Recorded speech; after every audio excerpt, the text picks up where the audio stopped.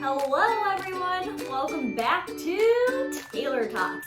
I am the one, the only Taylor, and I'm really excited about today because I have a wonderful guest, Beth Burton. Beth, thank you so much for being here today. Well, thanks for having me. Oh, most definitely. So, Beth, have you had a situation where a home warranty has helped someone?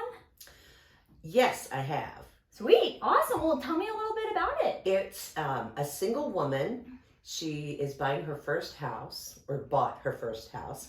She was transferred here from out of state, so she doesn't have any family here. Oh, gosh. And when we were doing the inspection, she was freaking out that she didn't even know how to change a filter on the furnace, or even where it was. Yeah. And so my first thought was, you need to talk to Billy. Yeah, right? And so I got her to call you guys, and she loves it. Absolutely loves it. Because I told her, I said, when they come out to do the work, they'll teach you. Yeah. And they'll show you where everything is, what needs to be done. Exactly. And how to take care of everything, but yet they'll do it for you. Yeah. And she's thrilled. Absolutely thrilled. Oh, that's awesome. So is this her first home? Yes. Oh my gosh. Well, and that's something I always tell people. When people think about first-time home buyers, everyone's like, oh, like 20s to 30s. I'm like, no. No. You know, people will rent for years and then they'll be in their 50s and 60s and buying a home for the first time. And when you've rented for so long, there's a lot you don't really know that's going to Right, because the super did it for you. Exactly. You didn't even think about it. And now that you bought the home and it's yours, maintaining that can sometimes be quite a task. Well, to her, it was quite daunting. I mean, yeah. It was almost enough to make her not buy the house. Oh, but well, I'm glad it worked out. That's awesome. It did. We had the whole conversation about how renting is really not a good financial decision. And so she decided to make the leap and purchase her very first home. Good for her. But the maintenance part was a little scary. It is. It really is. And it's so funny. I was talking to, so many different people. I'm like, oh, just get in. They're like, no, the maintenance. I'm like, that's what we do. We can help you. So that's awesome. I love hearing that. So let's get into a little bit about you, Beth. So you're a realtor. What got you into real estate? What, made that push? I always wanted to do real estate, always. And really? I got my license in the early 90s. Okay. And there wasn't as much training back then as there is now. And I've always managed medical practices. And my husband's job has moved us all over the country. We've lived in 8 different states. And in every state, we bought a house. Yeah. And sometimes we were only there for a couple of years, but we still saw the need to purchase the house instead of renting. Yeah, most definitely. So I've actually, because of that, become quite good at relocation. Yeah, right? Yeah, when you've done it yourself, you've learned the ropes. So, anyone else that has to come here or leave, I mean, you can help them. Right. And I work with a lot of people that are relocating, like the lady we were talking about. She relocated here from New York. And so then when 8 different states, fast forward, we moved back to the St. Louis area 19 years ago.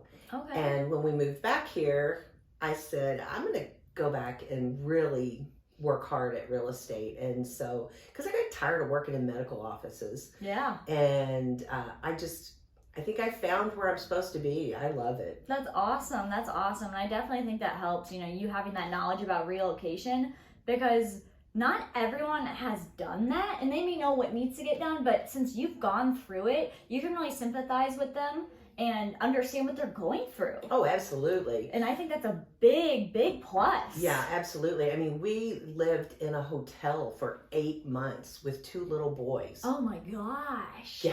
So there's not a whole lot of relo you can throw at me that I don't know. Right? You're like, I got this. Whatever your situation, Beth can handle it, guys.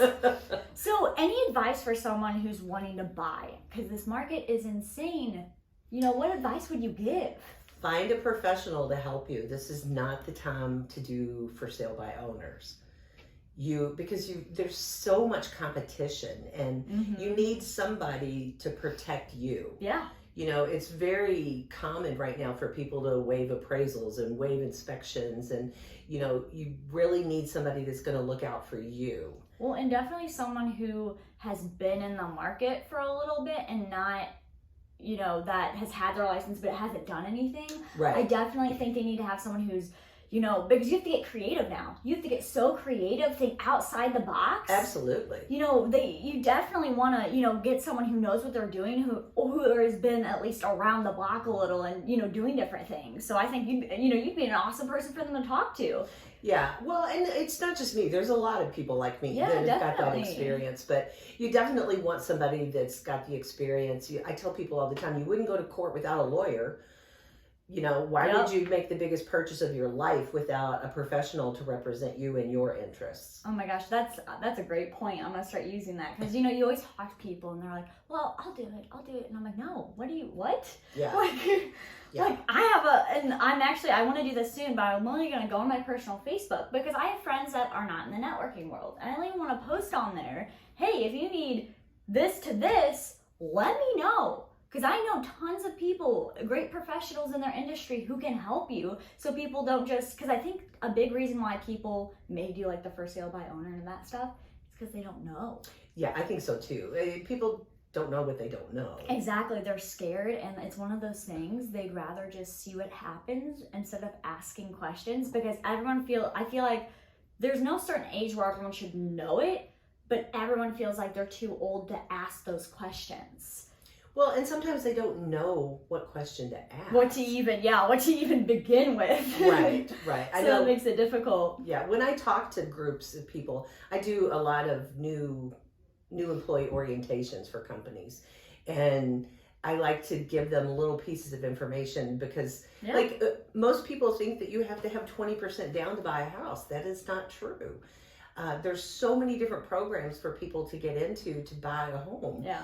But the general public just doesn't know that until you give them a little piece of information to get them to start asking questions. How does that work for me? Yeah. You know? Yeah, exactly. So we're talking about this process. What's your favorite part? Do you just have a part where you're like, yes, like this is why I get up in the morning and I do this?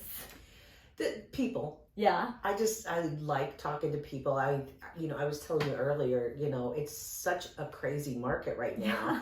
And I do admit that I get way too personally involved with my clients because when they don't get the house, we're on the phone at night crying together, you know, oh, I thought you were going to get this one, you know, but it's just that much competition out there. Definitely. So. But I feel like that really shows that you care. It's not transactional to you. It's a relationship. You know? Very much so. It's the relationship. Yeah, most definitely. And like it shows, I mean, it sucks, you know, to get so involved, but it shows you really care and you're in this as much as they are and you're willing to fight for them. Yeah, and when they finally do get that perfect house, they realize that the ones that they lost out on weren't the right house anyway. Yeah, exactly. Everything happens for a reason, right? Yep, everything. So do you have any hobbies outside of being a realtor? I like to crochet. Oh, awesome. That's a good hobby. I know. I'm hoping that my granddaughter wants to learn because I feel like it's a dying art. Nobody does it anymore. Well, and it's so neat because I feel like when you like crochet something for someone, like it means so much more because someone literally sat there and took their time to make this for you. Like that's so neat to me. That's awesome. Yeah, I like to and I like to sew also. Sweet. So yeah, those are my two hobbies. My main hobby right now is my grandkids. Oh, so when did you learn how to crochet and sew? I was so small, I can't tell you. Really? So you've known like your whole entire life pretty much. Yeah. That's awesome. So how many grandkids do you have? Just two. I have a 6-year-old girl and the little boy will be 4 in June. Oh, well that's awesome. Congratulations. Thank you.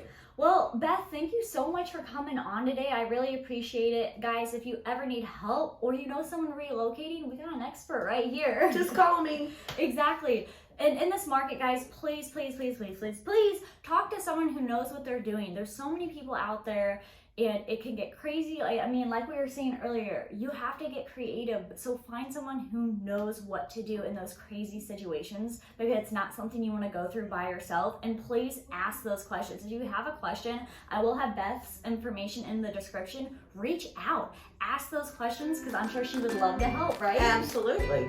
Awesome. Well, thank you so much for being here. Thank you guys for watching. Thanks again for having me. Yeah, thank you so much, and have a great day. See you later.